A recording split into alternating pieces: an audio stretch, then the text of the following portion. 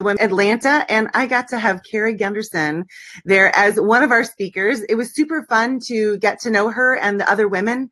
I love that she was willing to just take all the covers off and bear her story for others to learn and grow. And that's really and truly what happens in a mastermind. And that's what happens when you're with like-minded people. Is we don't have to have the bravado, and we can all just be ourselves. And that's where growth really happens. So I'm super excited to have this guy with me, Garrett Gunderson. Thanks so much for joining me. It's good to be here. I'm especially glad to be done with my workout and that I got one done. So you'd be so disappointed in me, though. I missed the easiest shot at an elk yesterday. Literally, I shot, thought I got it, and then 100 elk stood up and then took off running. I was like, I'm still very disappointed every time I shut my eyes. I think about my missed shot. It just happened yesterday. So no. I thought it was pretty amazing to see all of them stand up. It was crazy. It was like, remind me of being a kid at church when they tell you all rise. And it's like they all stood up at once and then they took off. And I was like, there's just so many beds everywhere of them laying down in the snow, and it was pretty amazing. So, yeah. And how close to where you live do you elk hunt? I was about 3.5 hours away. I drove, well, from my cabin, I drove 2 hours and 20 minutes. Okay. My buddy from the time I was born, his house, and then he was my guide, and he missed too. It's the first time he's missed in 5 years. So, yeah. Wow. So you guys weren't shooting the same rifle, though, were you? Like, it wasn't. No, I'd like to believe that my scope is off, but then again, that could just be the opposite of what I believe in the world. You got to take responsibility. So if it is off, I should have got it sighted in. And if it's not, I've got some work to do with my shooting. Got some work to do, Barbara. Have you ever seen Reapers, RPRs, the 1,000-yard? So Ben has one, and you can put an empty shell on the stock and pull the trigger, and the shell stays there. So, like, talk about being able to be more precise with your shot because you're not afraid of recoil. So we're just going to blame it on recoil. How about that? I couldn't even feel the gun. I mean, I waited for him to shoot because I've been shooting. This is our second time out, and I shot a lot last time and missed, but they were on the run. I've never shot an animal on the run, so at least whatever. And I'm sure, like, some people that watch this, man, they cannot stand it when people hunt. But my buddy and I were talking, there's no more humane way for that animal to freaking die. They're either going to starve to death, get eaten by another animal, freeze to death. I mean, I think that, it's probably and I'm going to eat it. I'm going to bring it back, put it on my grill. I'm going to cook it up. I ate every last ounce from the one I got last year. So for whatever judgments out there, hopefully you can still listen to my cash flow strategies. I'm talking my Alaskan friend who, these are like out in her front yard half the time. That's right. Whatever comes, we'll take it. It's been a pretty lean year for the Eaton household, in terms of filling our freezer. Well, we have tons of fish, but we'd like to have some. I catch 2 fish on Monday, but I just let them go. They were big, pregnant whitefish, so I just put them right back. Oh, so, I think that we maybe need to start at win then play. All right, let's do it. You're doing that. So Garrett, if you don't know, Garrett is the author of 2 awesome books, Killing Sacred Cows and What Would the Rockefellers Do. I highly, highly, highly recommend that you listen to or read both of those. We're going to give both of those away at the end of this. So. All right. So I'm going to go ahead and just give them the link now. Is that all right? Okay, that's fine. All right, wealthfactory.com/mega kit. Wealthfactory.com/mega kit. Wealth Factory, Garrett owns the Wealth Factory and is giving away some free tools for all of you. So please go to wealthfactory.com/mega kit and grab those. And so his newest book is called Win Then Play. And I'll let you tell what it's about. But the biggest question that I have for Garrett today, and this is something that I really learned from my mentors, and I got to do a 1-day immersion with Garrett and our wonderful friend, Rich Christensen, last December at Garrett's cabin. And one of the things that we really talked about wasn't like so much of what you need to start doing. What do you need to stop doing? So Garrett, what was the biggest thing you stopped doing in order to live this life where you're running a very successful company? On Monday, you're fishing. On Tuesday, you're hunting. What did you stop doing? And what is Win Then Play about? Well, to even get into business, the first thing I had to stop doing was playing not to lose, because I had this amazing family that I dearly love, but they were petrified of like me going into business. So they had dealt with, you just got to get a job and an education and, wait, and 30 years from now you'll have a pension and all this kind of stuff. So that was because they were just worried about what would happen if there wasn't stability and security, because when they didn't have it, they were separated. My great-grandfather from my grandfather and so forth. So I had to stop playing not to lose. That was the first thing. Then second, when I got into business, I had to deal with a different form of scarcity, one that gets more accolades and attention, but has more body bags around it. What I mean body bags is like when we get stuck in this paradigm of play to win, where it's all about more, bigger, faster, future, we get stuck in the future, never enjoying the present. There's no room for celebration. We don't know if the juice is worth the squeeze. We don't ask at what cost. And ultimately, it's like running on a treadmill. No matter how fast you go, you're not necessarily getting further, but you are getting more exhausted. And more importantly, the people that care about you most get exhausted because they either feel judged or they feel neglected. And that's a pretty tough place to be. So my biggest shift of all was to really recognize win then play, which is creating a game worth winning. And if we could just, if you don't mind, I'll just go over some of the newest things that I'm writing for that I add to the book. But there's really 4 losing games. Okay. And 4 losing games, 2 of them come from being stuck in the past, which is playing not to lose. And the first one is called being the miser. And the miser's constantly looking at how they can cut, eliminate, scrimp, sacrifice. They're like the coupon clippers. They're the ones that spend the majority of their time driving to get cheaper gas. Like everything is about how they can save money. And it's a fairly selfish form of existence, and it crowds out fun at minimum, right? Yeah. The second losing game is the conservative. And this has nothing to do with the political ideology. The conservative is just someone that is always trying to, save for the rainy days, save for, eventually. And they're really scared about the future. So they're just trying to hang on to what they've got. So this is where probably most of America is. They're really in that mentality of, I'm going to go to work, I'm going to get a good job, hopefully it gets good benefits, and I'm going to put my dreams on hold because I've got to be able to be ready eventually, right? So those are both playing not to lose. One is playing not to lose any cash, the other one's playing not to lose retirement. And so the 2 other losing games are... Yeah. So I want to go back to like the first one for a second. And that is that mentality of like, how much can I save? Yeah. I feel like in that scenario too, you're always looking for who can I take advantage of? Who will sell it to me cheaper? Who can I win and they lose? Which that never makes anyone, like, I know that doesn't make me feel better. If someone's in business, they deserve to make a profit too. So be mindful of that, because then pretty soon that's what you're attracting into your own business, is the person that's always looking for a deal. All right, go ahead. And these are the savers. I mean, these are the people that it's a very selfish existence, because even the people they care about most threaten their very ideology, right? Like the miser's going, I care about this person, but I'm not going to get him a gift because that's going to cost money. Or I'll give him a hand-me-down because it won't cost money. Like it's so much about them, not the other person, even if they care about him. And it's good people with poor ideology, right? Now, the playing to win is where we wear the badges a lot of times. We've got first off the striver. The striver just says hustles, always work. You could do more, and it's like sleeps for weaklings. It's like this whole notion that like hobbies are stupid. Like all you do is go harder, faster, because one day, someday you'll have more than everyone else. But then the problem is the more is an endless pit. So that's that's really the striver. And then the one I like the least of the 4 is next, and it's the high roller.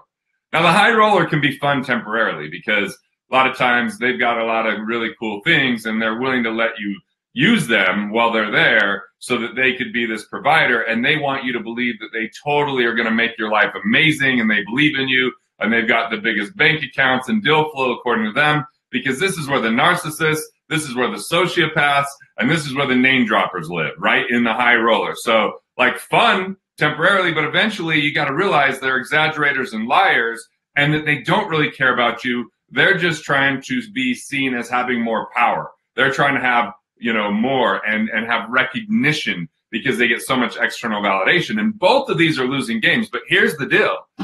The same characteristics that make up those 4 personas are actually the same characteristics when you play a different game, when you move from something finite to something expansive, completely lead to wealth and happiness, completely lead to win and play. So if we look at the miser, the miser, if they play a game called service, solving problems, or delivering value, so they get in the value creation of the game for others, not just looking at their own selves, then that miser becomes a mindful manager. They pay attention to details. They look for bargains within reason to help an organization so that they can be more resourceful and accomplish something without exhausting their cash flow. They make sure things are utilized and they're not wasted. Like, it's a mindful manager versus a miser. It's the same characteristics, different game. The first game is selfish. The second game is value-oriented. And value orientation means we don't just look at competition, we look at cooperation. We don't just look at what we can do, we look at collaboration. And the world is so scared of others, and they're so stuck in their own losing games that they destroy the ability for others to actually be part of the team, be part of going further. So anyway, I'll pause there and I'll get to the other 3 personas on the other characteristics. So basically, it's similar. We're just going to flip the switch. It's a different way to look at something similar, but we have. When you look at yourself, you're in a losing game. When it's selfishness, it's losing. When it's self-interested or sole purpose or value creation, self-care is still essential because you want to show up the best version of who you are, but you also look more expansively to see how you can contribute versus just how you can reduce, how you can produce, right? So no one shrinks their way to wealth. So if we look at the conservative, the different persona there using the same characteristics is the planner, right? The planner is going to say, well, here's what we can do now, and here's how that could work, and let's build a pro forma to see how that might happen, because you might have someone like you and I with this big vision, and they go, how in the hell are we going to execute that vision? Let's start connecting the dots. Yeah. So when people are in the losing game, their objectives and goals are only about them. When people are in a winning game, they accomplish the things that they want through how they deliver, but they put first and foremost, they love people and use money. When they're losing games, they use people and love money. See, that's like it's just a paradigm shift. It's still, you're the same individual. You're just using your gifts to advance society and business and not just your own like selfish ways and say, I'm just going to get this and hold this secret, because scarcity is a liar and a thief. So that planner actually starts to think through things you might never think about. Like the mindful manager and the planner, they ask questions that are harder for people like you and I to ask, like how and when, right? How and when become messy when you're a visionary. They become messy when you're like, okay, they can start to derail you because it's exhausting. But if you want to go far, you got to bring people along. So when we look at the striver, the other side of the striver is actually the creator. The creator says, all right, look, we're going to create this opportunity. We're going to create this vision. We're going to create a team to accomplish this. I'm not going to do it just on my own.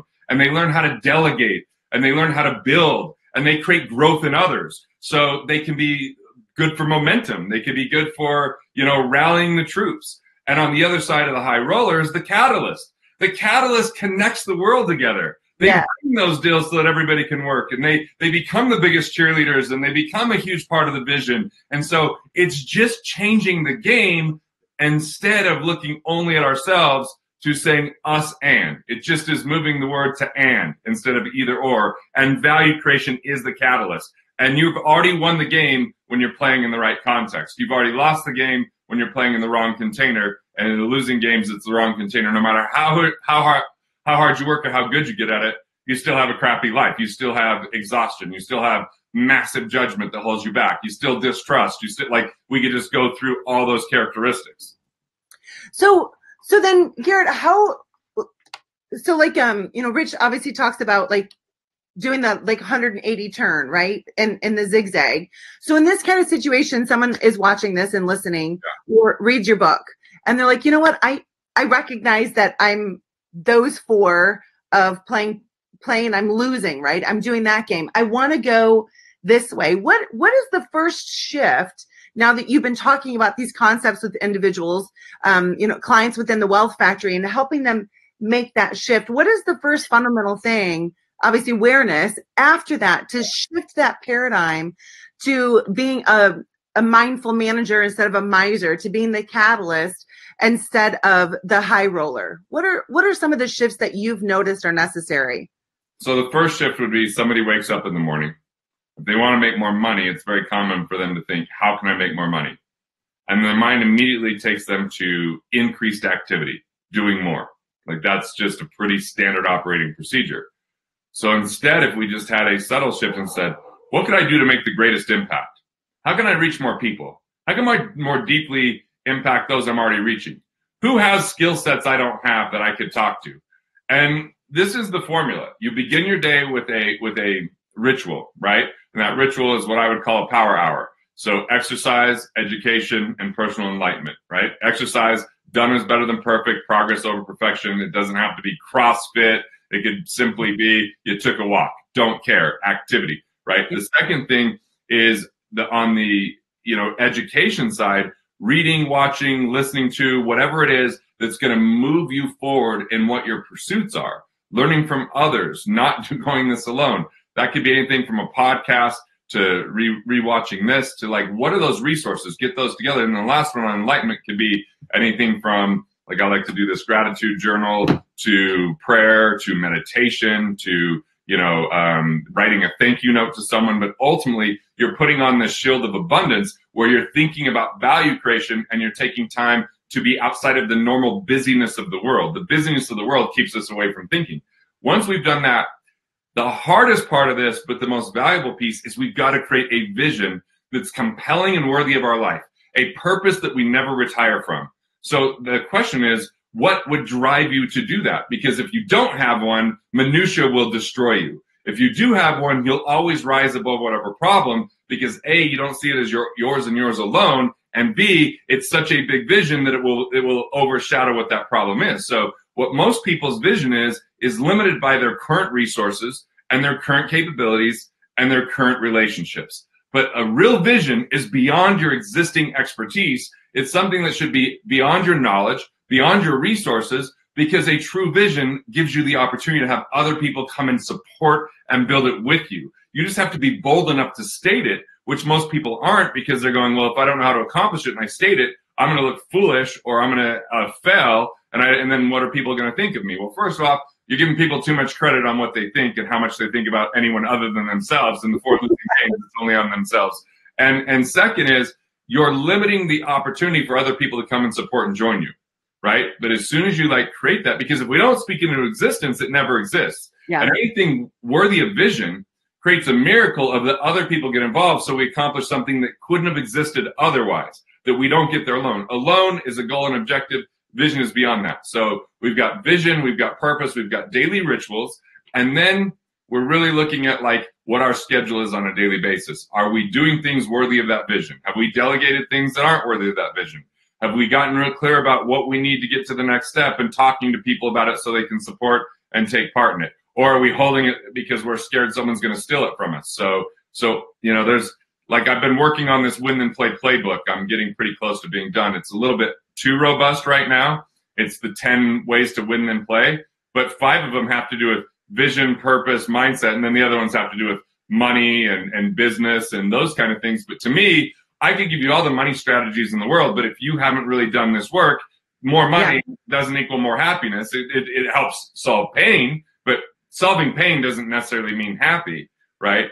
And then on the other side, scale, if you go the wrong direction with scale, where you're just growing for sake of growing in the wrong game, you're still playing the losing game. So we have to identify what ways can you win then play, what mindset do you have, what's the vision that's most compelling to you, that's clear and that you can start to share with others. Like for me, I want Win Then Play to be the perennial bestseller for 20 years, not for me, but because I want it to be part of pop culture. That people don't even know that I was behind it at a certain point. It's just part of the vernacular. When that happens, we can make a mindset shift. All my other content I've given, sometimes people are like, well, I don't know how to save tax, and I can give them simplified ways to do that. But the reality is, if you can understand the mindset shift, you can have so much more progress in the shortest period of time because you already have these great characteristics. but they're devoid of collaboration because the world wants you to believe in competition, because there's no cooperation because people are trying to hoard things because scarcity becomes the rule when people get scared. And look, we're on strange economic times. I think we're going to see more scared people. So if people can create vision, we can lead through this a lot better. Nice. I love that. And so for all of you, or for those who are like, yeah, but when I wake up in the morning, I'm already nervous. This is something I talked about this past weekend at the women's boot camp. We have the ability to artificially change the story in our mind. Like, that's why I'm addicted to always having something playing, so that my own story, if it would, like if we have negative stories that we tell ourselves, and maybe some of it has to do with scarcity, or maybe some of it has to do with I don't have enough time or whatever, like you can change that story artificially by listening to, whether it's like Garrett was saying, this audio file, or if you're in the boot camp, an audio file from that, or Killing Sacred Cows, or like a book that really gets you fired up, or an author that gets you fired up. You can use their words for a period of time until that mindset has shifted. And don't just allow your mind, if you find it wanders, to put you in a scarcity mindset, then stop that immediately with the technology that we have. The other thing I wanted to say about vision, about obstacles, is like, I kind of see it always something outside, right? Like a huge obstacle that you have to come over. And if your vision is really low, like a flashlight on the ground over here, like here's the obstacle and your vision is small, or it's only, I just want to make, more money this year. That flashlight, you're not going to be able to see it as you come up over that obstacle. But if instead you have this huge light that requires other people and other people help, then that obstacle, actually, as you get to the top of that obstacle, you can actually see that light even better, and know that overcoming that obstacle then is going to put you more in alignment with your vision. So win, then play. 4 losing games versus 4 winning games. I encourage all of you, listen back over to this and take notes. Like, this is definitely when Garrett and I do a Facebook Live, there's so much content that you definitely have to listen to it several times, and that's completely okay. It'll solve cash flow more than anything if you're playing the right game. I mean, like I said, I could give tactics and tips, which are so critical, that we could put things on the ground.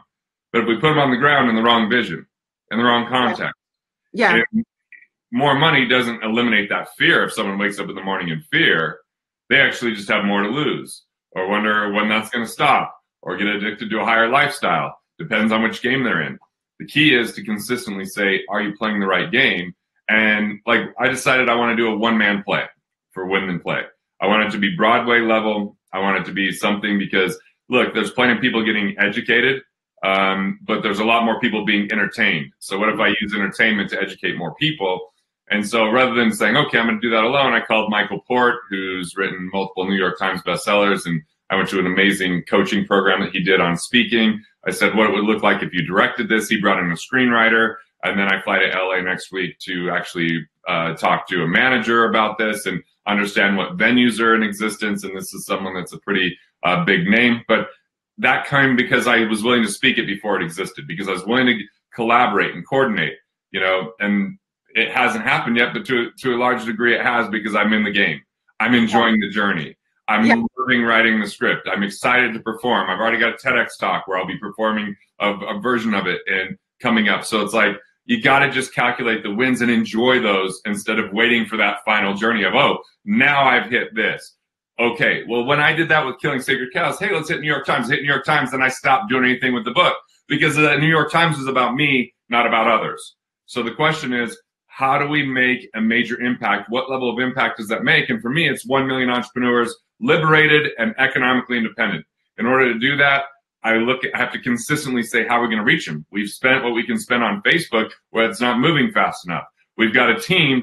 Maybe that team isn't big enough. And if I don't want it to get bigger, what are the other ways to do it? Now we've got financial advisors coming into our next event to see exactly how we do what we do. Like, you just start thinking differently when you have a vision you don't know how to accomplish, because you know that you don't have all the answers, which means you're in the greatest place to learn and be served. When you think you've got all the answers, like, I've never written a screenplay. I'm not doing a one-man show. I'm going to act. Like, okay, I don't have the answers. I'm so ready to learn. What is a vision that you don't have all the answers? It's an exciting place to be. And that's a huge mindset shift as well. Instead of feeling like, well, I don't know, and now I'm afraid, it's like, cool, I don't know how to do this, but think of the relationships that I'm going to build in order to learn, and think about the person I will become as I step into that realm to take that vision the next place. So let's pause here for a second. Can vision be like, I just want to help people? Because you and I both hear that all the time. Like, my vision is I just want to help as many people as I can. That's not a vision. No. All right, so let's go into that, because I think that's really limiting. Here's a vision. JFK said, let's land a man on the moon and return him safely home within the decade. He died. It still happened unless you talk to my son and he watched YouTube, and it didn't happen. But still, if it didn't happen, the biggest farce and a pretty amazing production. Yeah. That's a vision. Like, you show up differently the next day. So, retirement's not a vision. That's not a vision. That's a selfish state. I want to help as many people as possible. The way to do it, you've got to have a clear vision to know what you're up to. Right. Otherwise, you're scattered, you're thin, you're frail. You've got to have something laser focused so you know what to say no to, what to embrace, and really grow. Focus is really the key to vision. Vagueness is more like a intention and more of an insight to how someone might operate, but it's not a vision. It's not a vision. Help as many people as I can. What if I'm helping the wrong people? What if I'm helping in stuff that I'm not the best at? What if it doesn't matter? Like, what are you helping them with? What are they experiencing? If someone told me I would help as many people as possible, I'm like, great, I'm liberating 1 million people into economic independence and change their family's financial future and destiny. And they're like, oh, why don't I do finance? Well, you said help as many people as possible. I have a big platform. Not specific enough, no one can step up and support you. And I think that it can be an excuse. I want to help as many people as possible. Like, it just keeps, like you said, spreading thin. Like, I'm just helping more people. I'm just helping more people. Helping them in what way? And what kind of beacon then is that light helping as many people as possible? So I encourage you, if you're watching this and that's been your mantra, I just want to help as many people as possible, get clear. Like, which people and what will the outcome be when you do help them? How are you really improving their lives? You gotta be careful if your mantra is help as many people as possible, because you will be taken advantage of.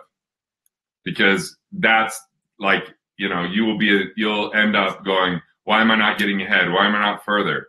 Because the high rollers will suck you dry, because the strivers will use you up. Like, you better be crystal clear about how you win and what you're up to.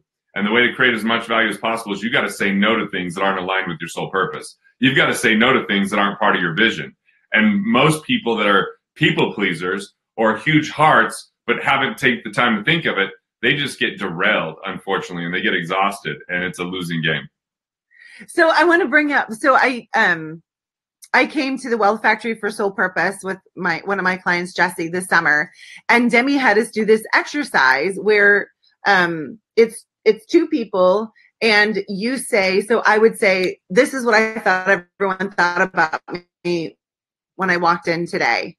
And so I had the women do that this weekend. And it was really interesting, just like when I did it with Demi at the Wealth Factory, not one person was accurate. Like, what I thought other people thought of me, the person I was talking to, she was like, that never crossed my mind. So I think so often we play a certain game because we're worried about what other people think about us.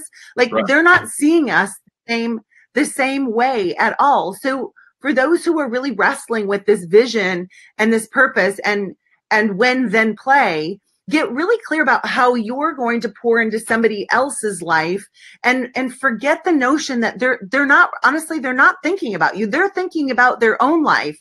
So that means, like, go for it. Like, 100% go for what's in your heart. And as you're moving, you'll get greater clarity. It's just like driving down the road. If I'm driving down the road, and I think this happened last night when we were coming back from a friend's house, I was like, I think something's in the road. And sure enough, we got up there and there was nothing in the road. It was a mailbox that had come over, but I didn't have clarity. Ben and I didn't have clarity until we got closer to that. And it's the same thing in our lives. Like, get moving. You should say stuff that just seems strange and awkward. And like when I say some of the things I'm up to, like I feel almost like a little bit of like, this is ridiculous that I'm saying. That's the vision. When you're a little bit embarrassed or a little bit like, you just got to be willing to do that. Yeah.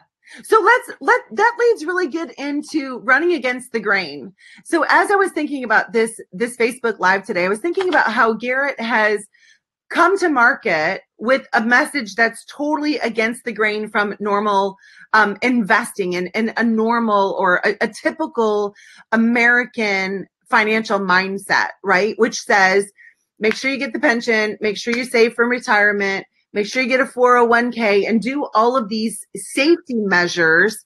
And so here he is with this new thing. And so I wanted, Garrett's going to share with us, like, how did he carve his new, I guess, brand and new mindset into an industry that's very locked in place? Because as chiropractors, I think we all feel like we're up against big pharma. We're up against the medical establishment. We're up against the insurance companies. And our message is something completely different. And so I wanted all of you to hear from Garrett, like how he took that passion in his heart and how he took what he knew to be true from his own investigation. It wasn't something he just made up on his own. He looked at the industry and said, wait, there's gotta be something different. So how did you do that? And how do you run against the grain and lead your team to be strong against the grain? First off, you don't compete against big pharma and all these people. You got to just go create on your own. You've lost the second you try to compete with them. They've got money. They've got cronyism in there. I mean, like, look, but what you do is you create an entirely different game, and you go out and you create massive value, and you continue to be a leader in education and create certainty through your actions and through your teachings, and you stay congruent with that. And then you just don't think as much about them. Like, I don't read about Wall Street. I don't read anything about Wall Street. I already got it. What else am I going to learn about it? Like, I'm going to continue to work in creation. I'm going to continue to look in alternative options that an individual has to get ahead than just, buy, pray, and hold. I'm going to continue to question everything, even the things I'm looking at. So you have this canvas, you get an opportunity, and you're going to get bitter if you get in competition. You're going to get creative if you get into innovation. And so just deliver what matters most. Don't go, well, this is how it works because of insurance. Well, maybe insurance isn't the game that you're in then, Like, I'm not in the game of fees and commissions, but that's the financial game. I created outside of that game. Harder to a degree, more rewarding to a much higher degree. So, I think that it's kind of like, if I compare myself, I once made the mistake of going, I'm thinking about doing CrossFit. Let me watch this CrossFit games. But I don't watch the men because I know that I can't beat any of them. And I watch the women, and then I quickly realized there wasn't a single one of them I could beat in anything they're doing because they're amazing. And so, like, I got into comparison. Instead, I just was like, cool. I won because I worked out today. I advanced a skill. I improved upon what I was doing before. Like I just decided to create my own thing in my own gyms, in my own friends. Like, I just, but part of what made that work for CrossFit to a large degree was there was community built in, right? There was competitive community. It wasn't just competition. Competition alone it's annoying, but community involved in it and celebration, it becomes enjoyable. So find your people. I was just speaking at an event at the same time Carrie was speaking at your event, and someone talked about there being 5 chiropractors in an area of 175,000 people serving, kids. I'm like, cool. Don't try to compete with those 4. Go get them together. Why don't you guys find unified messaging? Why don't you teach each other the best things that are working? Are you guys already serving the whole community? And he goes, no. And I'm like, so why are you worried about them taking your patients? It's the wrong game. You need to get in the game that you guys dominate that conversation that gets people healthy versus compete against each other so that you're fractionalized and then you're minimized. And see, it's just a different way of thinking. And it goes to everything we're teaching with the winning games versus the losing games. Yeah. And it's unifying in a message, right? Like, I always think of marketing like fishing because I love to fish. So number one, where are you fishing and how are you fishing with that? Like, if you want to catch a halibut, you got to be using certain rod, reel, bait, like, and there's an area that you're going to fish halibut. If instead you're fishing for salmon, it's not like, yeah, occasionally you may catch a salmon, like a king or something when you're fishing for halibut, but that's a totally different setup. So when we look at the fact that chiropractors see 2.38% of the population, there are a lot of people that haven't been served. And all of these people that have already bought into the medical establishment, those aren't the people we're trying to convert, right? We're looking for who is looking for a message, right? The people playing not to lose are mad at the people playing to win because they just want it to stay the same. And anyone that's doing something new, they're judging and saying they're risky. What they're doing, I don't like. And so now you've got inner fighting. How awesome is that? You're doing nothing to help the health of the community when there's inner fighting. You've got yourself in a whole bunch of, needless conversations, pointing out problems rather than creating solutions. And you're worried about things outside of your control versus things that are inside of your control. And so if we went to my early part of my career, I was super down on Wall Street. I was super negative about financial planning at times. Now I'm just like, look, they're doing the best they can with what they know. Yeah. So rather than yell at them and make them wrong, why don't I give them different viewpoints? And if they come along, great. If they don't, I'm still going to serve this massive amount of people that need to be served that aren't fitting that mold and focus my attention there. And I'll keep making the invite. Do you want to come see what I'm doing? Do you want to come see what I'm doing? Do you want to come see how I did it? Because most people want to hold that secret. But part of the win and play methodology is you go from B to C to B to B. When you start improving the actual industry you're in versus competing with it, it's an ultimate win and play. I love that. And I hope you guys heard Garrett acknowledges like, hey, I used to have that attitude. I don't anymore. So if you used to have a different attitude, it's okay to say like, hey, you know what? I was wrong back then. I did the best with what I could. And it's the same thing in life, right? Like, I hope I'm not the same person today that I was yesterday. I hope that I'm focused enough on wanting to improve who I am in order to deliver more value that I don't have the same thoughts that I had 5 years ago or even a year ago. That's part of a sign that we're growing is looking back and going, well. Let me give a real life example of this. Okay, so yeah. If everybody, subscribes to my YouTube channel, you can do Garrett.live in an internet browser, or just go Garrett Gunderson when you're on YouTube. But here's the deal. A lot of times people will comment on my videos like, this guy's stupid. What's he talking about? So when I respond, I go, what I'm actually talking about here, I'm not sure if you caught the whole video, is I'm not disagreeing with your objective. I think that's a great, noble objective, but I just want to say maybe there's a different methodology to get there. And guess what? 9 times out of 10, they're like, oh, thanks for the response. So I don't fight their negativity with negativity. I go, this is a human being.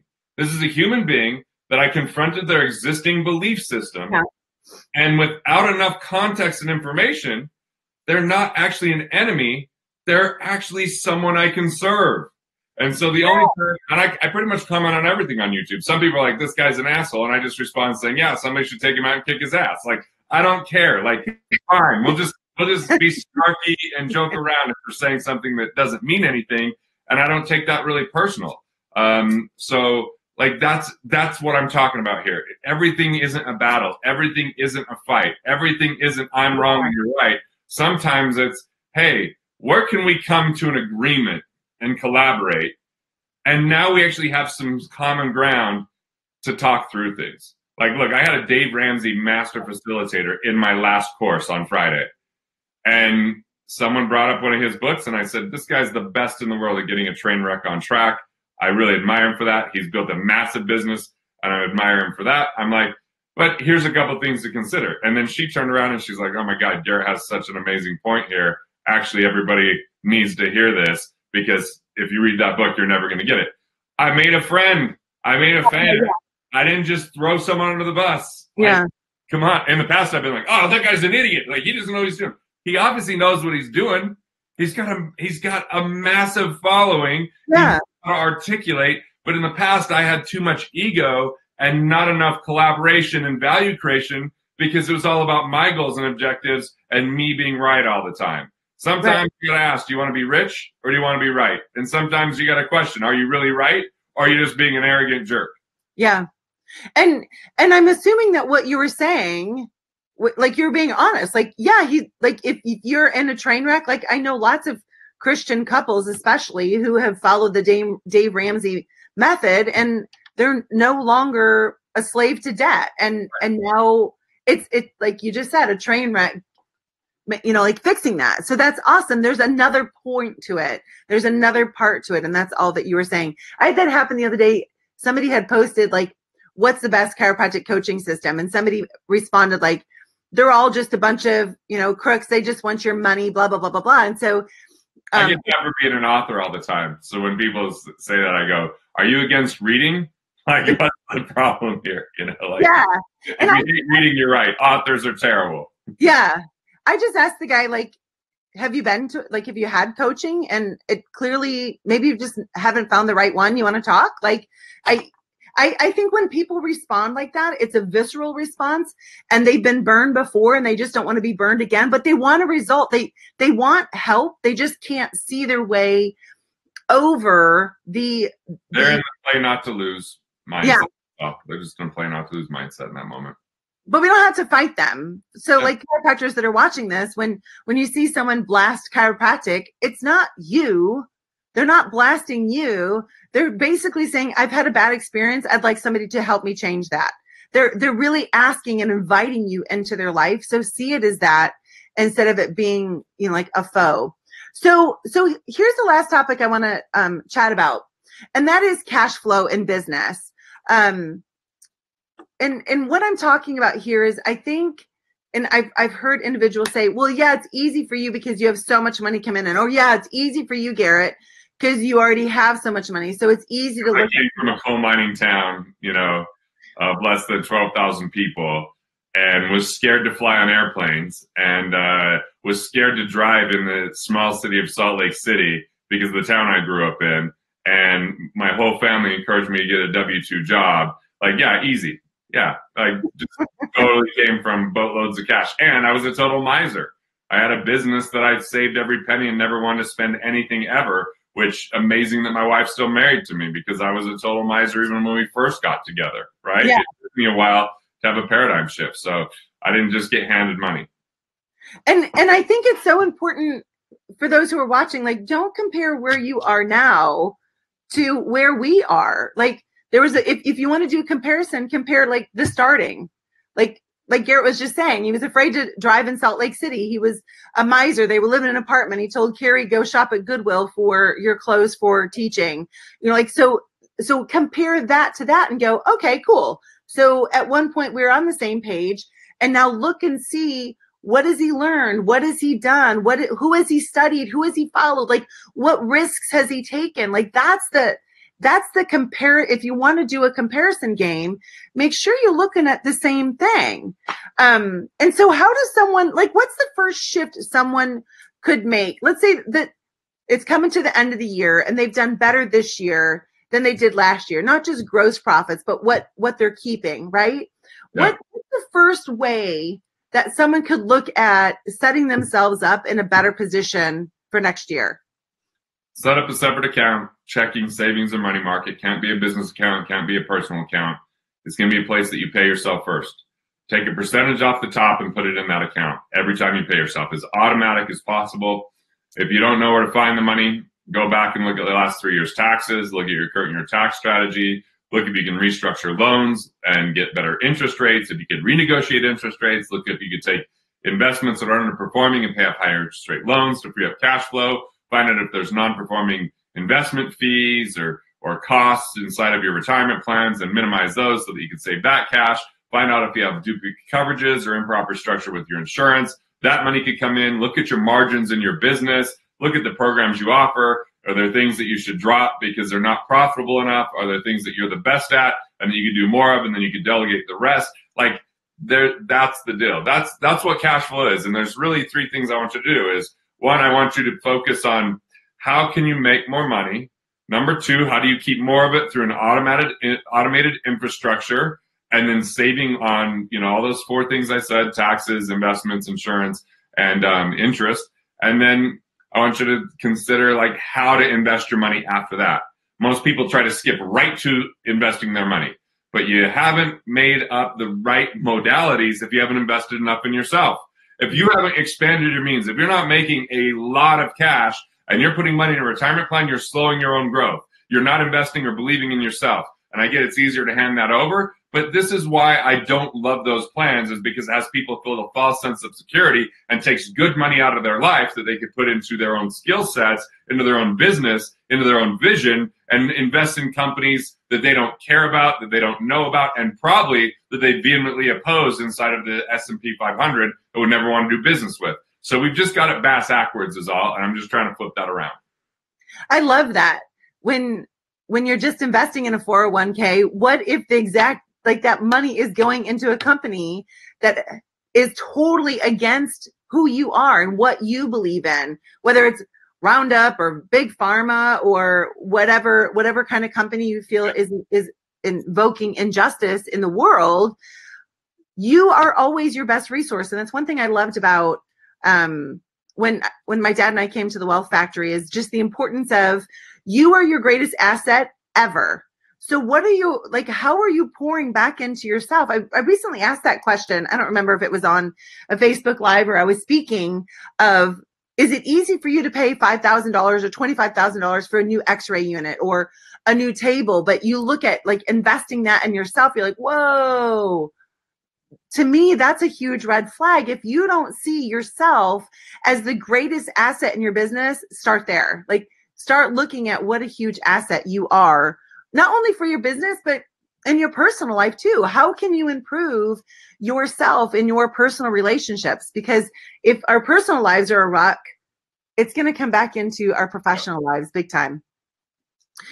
So Garrett, as we close this out, wealthfactory.com/megakit, what docs or people watching this now get from that? Since we touched on cash flow, but there's a lot more to it. They get a cash flow guide. Really phenomenal. They get Killing Sacred Cows download. They also get What Would the Rockefellers Do download. But that cash flow guide will be a killer resource. There's some other things we put in there to give them kind of a financial lifeline to hopefully set up a way to win and play. So it's a pretty robust giveaway. I happen to be the thing that I think it perfectly relates to what we talked about today. And so can you just briefly describe the event at the Wealth Factory that my dad and I came to, for those who, all right, like I have my finances in order, but what's my next step? Like, I don't even know what to do now. So they could come to one of those next year. Yeah, if they're really interested in that, they go to wealthfactory.com/private. There'll be a few questions asked because we don't sell it on a website. The reason we don't is we're really like selective of, is someone in the right place to be here? And we have multiple types of workshops. As you mentioned, you've been to others that we've done. But what we do there is figure out where they're set financially, where they're not set, where their financial blind spots are. And then we do the same thing in their business. And then we look at their cash flow. What's their economic independence number, which is an amount that if they have it covered by their assets, they can swing for the fences in what they do because they've got their financial life in order. Then we figure out tax structures and those kind of things. Then we look at basic ways they could scale their business. But most importantly, we tie it all together with make it count. How do we make personal finance personal again? What's most important? What's the game that they want to play? How do they want to win? What is a great win on a daily basis? And really personalize that so that it starts to drive everything in their finances versus the other way around. So we have no sponsors for it. Not that there's anything wrong with sponsors. It's just that we are there for a workshop that is specifically getting someone from A to Z so that they walk away knowing exactly. So there could be no distractions. There could be no other things that we're working with. And there's no sales pitch during the workshop. There's a bonus session if people want to know how to work with us. And a lot of people do. So we do a bonus session. We've been bringing some entertainment a lot of the times to reward them for handling their finances and business at this level. So wealthfactory.com/private. Yep. And I'll share with all of you, that the one-day immersion I did with Garrett and Rich then spawned into all of these other things this year. And I was thinking this morning when Ben and I got up, and one of our rituals is we love to have a cup of coffee and sit in the hot tub every morning. Just kind of like start the day and talk about like what's going on and our future.